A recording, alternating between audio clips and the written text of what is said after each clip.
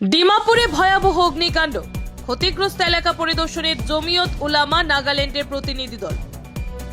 রবিবার নাগাল্যান্ডের ডিমাপুর জেলার বর্মা ক্যাম্প এলাকায় সকাল আনুমানিক 8টা নাগাদ এক ভয়াবহ অগ্নিকাণ্ডের ঘটনা ঘটে।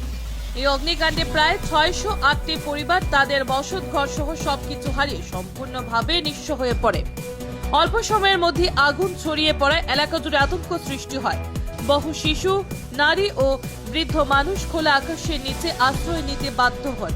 ঘরবাড়ি, আসবাবপত্র, জরুরি কাগজপত্র ও নিত্য প্রয়োজনীয় সামগ্রী আগুনে পুড়ে ছাই হয়ে যায়।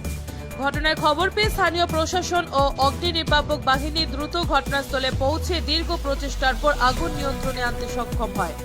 তবে ততক্ষণে ব্যাপক ক্ষয়ক্ষতি হয়ে যায় এবং ক্ষতিগ্রস্ত পরিবারগুলো চরম মানবিক সংকটে পড়ে।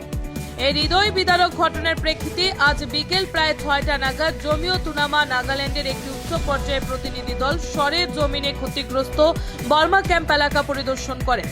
উক্ত পরিদর্শনে উপস্থিত ছিলেন জমিয়ত উলামা নাগাল্যান্ডের সভাপতি হযরত মাওলানা ফুজাইল আহমেদ, সাধারণ সম্পাদক কামরুজ্জামান, তালিমি বোর্ডের সভাপতি মৌলানা আমির হামজা, জমিয়তের অর্গানাইজার মৌলানা রাহিদ উদ্দিন ও ইমরুল হক এবং ডিমাপুর জমিয়তের সেক্রেটারি আয়াজ আলী খান সহ জমিয়তের আরো বহু দায়িত্বশীল ও কর্মীবৃন্দ।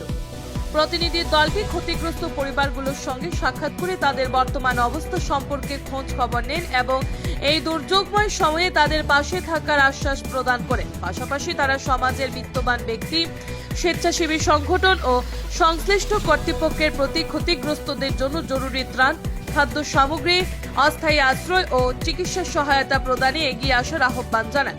শেষে প্রতিনিধি দলটি মহান আল্লাহ তাআলার দরবারে ক্ষতিগ্রস্ত পরিবারগুলোর জন্য ধৈর্য, সাহস ও দ্রুত পুনর্বাসনের তৌফিক কামনা করে দোয়া করেন।